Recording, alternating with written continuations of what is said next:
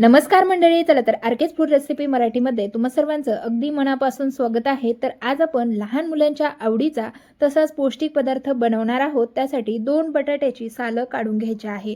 बटाट्याची सालं काढून झाली की लगेचच एका बाउलमध्ये पाणी घेतलं। इथे मी छोटी किसणी घेतलेली आहे, तुम्ही छोटी किंवा मोठी दोन्ही प्रकारे किसणी वापरू शकता।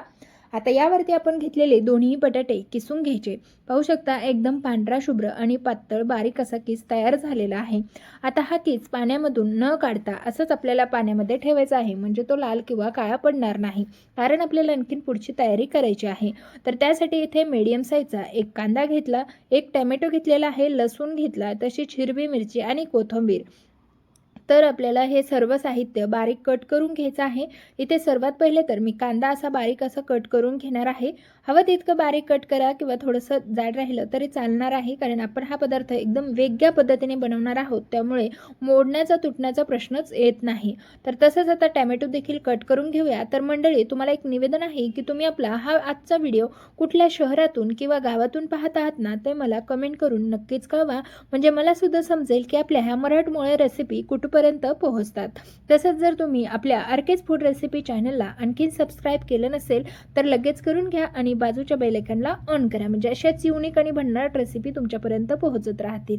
तर टोमॅटो सुद्धा आपला कट करून झाला। त्यानंतर इकडे आपण कोथिंबीर सुद्धा बारीक अशी कट करून घेणार आहोत। कोथिंबीर पहा जास्त प्रमाणात आपण इथे वापरत आहोत। कोथिंबीर सुद्धा खूप चवीला छान लागते, त्यामुळे अशा पद्धतीने आपण सर्व साहित्य कटिंग करून घेतलेलं आहे। सर्व साहित्य कट करून झाल्याच्या नंतर लगेचच आपल्याला आता इकडे पुढची तयारी करायची आहे। त्यासाठी लागेल मिक्सिंग बाउल। आता इथे पहा, मिक्सिंग बाउल म्हणजे थोडक्यात खोलगट आणि पसरट भांडं आपल्याला इथे लागणार आहे। त्यानंतर त्यामध्ये आपण जो किस तयार करून घेतलाय ना, तो त्या पाण्यामधून घट्ट पिळून यामध्ये काढून घ्यायचा आहे। इथे केस काढून घेतला की मस्त असा पहा एकदम सुटसुटीत झालेला आहे। त्यानंतर आपल्याला ते यामध्ये पुढचे साहित्य ॲड करायचे आहे। तर पहा, केस पिळून घेताना एकदम घट्ट पिळून घ्या। त्यानंतर कट करून घेतलेला लसूण घातलेला आहे, टोमॅटो घालायचा आहे, त्याचबरोबर जो बारीक कट केलेला कांदा आहे तो देखील यामध्ये ॲड करून घेऊया। म्हणजे आपण जे साहित्य कटिंग करून घेतले ना, ते सर्व साहित्य यामध्ये लगेचच टाकून घ्यायचं आहे। तर इथे आपण सर्व साहित्य टाकून घेतलं, जसं की हिरवी मिरची, कोथिंबीर, त्यानंतर 1 चमचा सफेद तीळ घालून घ्यायचे, त्यानंतर थोडंसं लाल तिखट घालायचं आवडीप्रमाणे, त्याचबरोबर हळद घालायची आहे 5 चम्मचला थोडीशी कमी, चवीपुरतं मीठ घालून घ्यायचं, 5 चम्मचला थोडेसे कमी जिरे घालून घ्यायचे आणि 5 चम्मचला थोडासा कमी किंवा 5 चम्मच इतका ओवा घालायचा। ओव्यामुळे आपल्या पदार्थाला चव खूप छान येते, त्यामुळे ओवा टाकायला मिस करू नका। ओवा मस्त क्रश करून यामध्ये घालून घेतला। त्यानंतर हे सर्व साहित्य आपल्याला एकजीव करून घ्यायचं आहे। जेव्हा आपण हे सर्व साहित्य एकजीव करतो ना, तेव्हा यामधून एक हलकासा असा मस्त सुगंध यायला सुरुवात होते, कारण यामध्ये आपण सर्व मसाले वापरलेले आहेत, टाकलेले आहेत, आणि त्यामुळे खरंच ह्या पदार्थामधून अगदी स्वाद यायला सुरुवात होती। जर तुमची मुलं ठरवूनही खायचंच नाही असं म्हणत असतील ना, तर अशा वेळेला मात्र तुम्ही थोडासा मॅगी मसाला यामध्ये ॲड करा, मुलं अगदी आवडीने हा पदार्थ खातील। जर काही मुलांचं असं असतं की त्यांना कुठल्याच भाज्या किंवा कुठलेच पदार्थ अगदी आवडीने खात नाहीत, तर अशा वेळेला थोडासा मॅगी मसाला वापरल्यानंतर त्याची चव आणखीन छान येते। त्यानंतर यामध्ये घालायचं आहे गव्हाचं पीठ। आता थोडंसं म्हणजे एक नॉर्मली वाटीने पाववाटी किंवा त्यापेक्षा थोडंसं जास्त गव्हाचं पीठ घालून घेतलं आणि पाववाटीच्या जास्त तांदळाचं पीठ घालून घेतलं। आता हे सर्व पीठ मी मिक्स करून घेणार आहे। आता जर तुमच्याकडे तांदळाचं पीठ नसेल ना, तर तुम्ही या जागी गव्हाच्या पिठासोबत अर्ध्या वाटीला थोडासा कमी बारीक रवा वापरू शकता। फक्त आपल्याला या पदार्थाला एकदम क्रिस्पी आणि कुरकुरीतपणा येण्यासाठी आपण इथे तांदळाच्या पिठाचा वापर करतोय, जो की तुम्ही रव्याचा वापर करून सुद्धा या पदार्थाला कुरकुरीतपणा आणू शकता। त्यामुळे नसेल तर घाबरून जायची गरज नाही, अगदी रव्यापासून सुद्धा तुम्ही हा पदार्थ बनवू शकता। त्यानंतर हे सर्व साहित्य किंवा हे पीठ आपल्याला हाताने मळून घ्यायचं आहे। जेवढं तुम्ही हाताने व्यवस्थित मळून घ्याल तेवढं या पिठाला छान अशी बाइंडिंग येते। तर पहा, इथे आपण अशा प्रकारे हाताने हे छान असं मळून घेतलेलं आहे। बाइंडिंग छान आली, त्याचबरोबर या पिठामध्ये आपल्याला पाण्याचा अजिबात वापर करायचा नाही।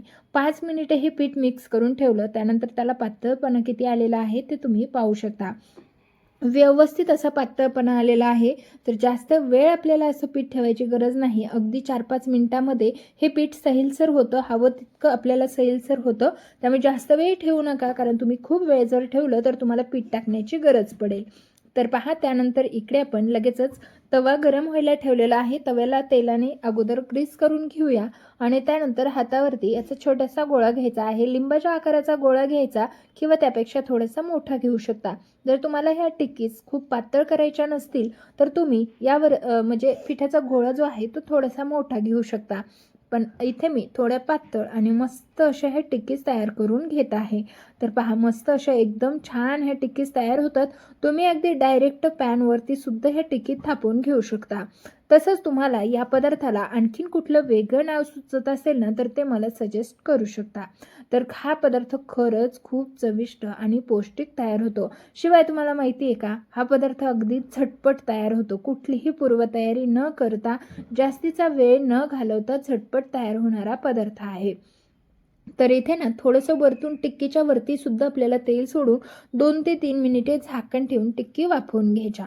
म्हणजे काय होतं, वरच्या साईडने सुद्धा टिक्की छान अशा वाफवल्या जातात. मग त्यामुळे ना कुरकुरीतपणा आणखीनच छान येतो. तर पहा, आता ह्या सर्व टिक्की ज्या आहेत ना ते पलटवून घेऊया आणि आता याला खालच्या साईडने सुद्धा एकदम क्रिस्पी होईस्तोवर भाजून घेऊया. तर पहा, एकदम सोप्या पद्धतीने तुम्हाला मी आज टिक्की कशा बनवायच्या ना ते दाखवलेलं आहे. टिक्की म्हणजे थोडक्यात घरातल्या उपलब्ध साहित्यामध्ये तुम्ही मुलांच्या ब्रेकफास्टसाठी, टिफिनसाठी किंवा कशाही म्हणजे कुठे जायचं असेल तरीसुद्धा तुम्ही हा पदार्थ अवघ्या 10 ते 15 मिनिटामध्ये तयार करून घेऊ शकता. त्याचबरोबर पदार्थ अतिशय पौष्टिक आहे. त्यामुळे मुलांना नक्की असे वेगवेगळे पदार्थ बनवून द्या आणि तुम्हाला कुठलाही पदार्थ हवा असेल तर आपल्या चॅनलवरती भरपूर वेगवेगळे घरगुती पदार्थ बनवून टाकलेले आहेत. ते तुम्ही जाऊन पाहू शकता आणि त्यामधला आवडेल तो पदार्थ मुलांना बनवून देऊ शकता. त्यासाठी काय करायचं आहे, तुम्हाला परत परत चॅनल शोधण्यासाठी प्रॉब्लेम येऊ नये म्हणून तुम्हाला चॅनलला फक्त सबस्क्राईब करायचं आहे. सबस्क्राईब केल्यानंतर चॅनल शोधणं अगदी सोपं जातं. दोन्ही साईडने ह्या टिक्की मस्त खरपूस आणि छान अशा खुसखुशीत कुरकुरीत भाजल्या गेलेल्या आहेत. आता त्यानंतर बटर पेपरवरती काढून घेतल्या म्हणजे काय होतं, यामधला जो कुरकुरीतपणा आहे तो कमी होत नाही. डायरेक्ट तुम्ही जर ताटावरती ह्या टिक्कीज काढल्या तर त्याचा कुरकुरीतपणा थोडा कमी होतो. आता बटर पेपर नसेल ना तर जाळीचं जे म्हणजे जाळी असते ना त्यावरती तुम्ही हे काढून घेऊ शकता.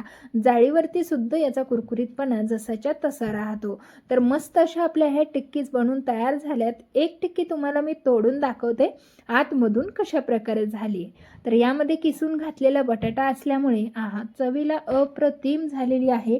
मुलांना बटाट्याचे वेगवेगळे पण अनहेल्दी पदार्थ आवडतात. पण मुलांना असे बटाटा वापरून बनवलेला हेल्दी पदार्थ सुद्धा तुम्ही बनवून देऊ शकता. टॅमॅटो सॉससोबत खायला अप्रतिम असा लागतो. त्याचबरोबर टॅमॅटो सॉस नसेल खायचा ना तर तुम्ही दह्यासोबत सुद्धा हा पदार्थ एन्जॉय करू शकता. दह्यासोबत सुद्धा एक नंबर हा पदार्थ लागतो. त्यामुळे रेसिपी तुम्हाला नक्कीच आवडली असेल. आवडली असल्यास तुमच्या मित्रपरिवारासोबत ही व्हिडिओ जास्तीत जास्त शेअर करा आणि पहिल्यांदाच चॅनलवरती आलात आणि इथपर्यंत व्हिडिओ बघितला त्यासाठी धन्यवाद. पण चॅनलला सबस्क्राईब करा. चला भेटूया नवीन एका रेसिपीसह. धन्यवाद.